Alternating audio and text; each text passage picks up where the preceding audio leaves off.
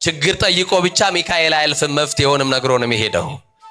ችግርሽን አዳምጦ ትቶሽ አይሄድም፣ መውጫውንም አበጅቶ ነው የሚሄደው ሚካኤል። እንግዲህ አሁን አንቺን ቤት ይምጣ፣ የተናቀው ጎጆሽን ሊከፍትልሽ ይምጣ፣ የተዘጋው ነገርሽን ሊከፍትልሽ ሚካኤል ይምጣ። ይምጣልን። ይሄ መልአክ ደግ እኮ ነው፣ ይዋህ እኮ ነው። የኔና የናንተ ጠባቂ መልካም የተባለው ደጉና የዋሁ መልአክ ሚካኤል ነው። አክብሩት ከፍ አድርጋችሁ። ሚካኤል ባለበት ጠላት ዲያብሎስ ከዙሪያችሁ ይሸሻል። ማን ባለበት አልኳችሁ? ሚካኤል ባለበት ጠላት ይሸሻል። ሚካኤል ባለበት ሊያዋርድ የተዘጋጀ ጠላት ይዋረዳል። በህይወታችሁ እየፈተናችሁ ያስቸገራችሁን ጥንት ጠላት ዲያብሎስን ይሄ መልአክ ያሳርፍላችሁ፣ ከህይወታችሁ ከመንገዳችሁ ያርቅላችሁ። እንኳን ሚካኤልን ጠርታችሁ የሚካኤል ስዕሉ ካለበት ዲያብሎስ መቆም አይችልም። ለምን ካላችሁ ጥንቱንም ያዋረደልን ጥንት ጠላታችን ዲያብሎስን ያሳፈረልን ማን ስለሆነ? ሚካኤል ብላችሁ ጥሩ። ዛሬ በዚህ ጉባኤ ማን ስለሆነ? አረ በደንብ ጥሩት። ማን ስለሆነ?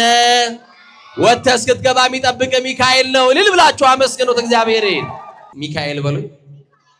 ወውቱ ሩቀ መዓት ወብዛ ምሕረት ሚካኤል ውእቱ፣ እሱም ከመዓት የራቀ ለምህረት የሚላክ ታላቁ መልአክ መልአከ ምሕረት ቅዱስ ሚካኤል ነው ይላል።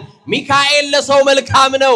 መልካም ሰዎችን በሰፈር ፈልጋችሁ ማግኘት ይከብዳችኋል።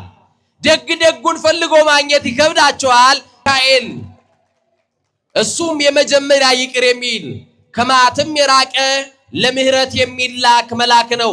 በቅዳሴያችን ክፍል ላይ ተውቦ ምህረት ለሚካኤል ወብስራት ለገብርኤል፣ ለሚካኤል ምህረት ተሰጠው ይላል። እስቲ ምህረት ተሰጠው በሉ። የናንተን ጸሎት ወደ እግዚአብሔር ይዞ ይሄድና ልጆቼን ማርልኝ ብሎ በስላሴ ዙፋን ፊት ለፊት ስላንቺና ስላንተ ኃጢአት፣ ስላንተ ለቅሶ፣ አንተ ስላለህበት ሁኔታ ወደ እግዚአብሔር ጸሎትህን ይዞ ልጆቼ ተጨንቀዋልና ጭንቀታቸውን ፍታ፣ ልጆቼ እያለቀሱ ነውና እንባቸውን ጠረግ እያለ ስላሴን ስለናንተ የሚለምን ደግና የዋህ መልአክ ነው። ስለ ደግነቱ አክብሮት፣ ስለ የዋህነቱ አመስግኖት። ለሕዝብም ታዛዥ ማን ይመስላችኋል? ዛሬ ያቆመን እንቅፋቱን ያነሳልን፣ የጠላትን ወጥመድ የበጠሰልን፣ ጉድጓዱን የደፈነልን ጠብቆቱ፣ ፍቅሩ፣ ረዳትነቱ ደርሶናልና እስቲ ይህንን ታላቅ መልአክ ቅዱስ ሚካኤልን ሁላችሁም አክብሩት። ሚካኤል በሎ በቸገረን ጊዜ የምንጠራው ዘመዳችን ነው። ሚካኤል በጨነቀ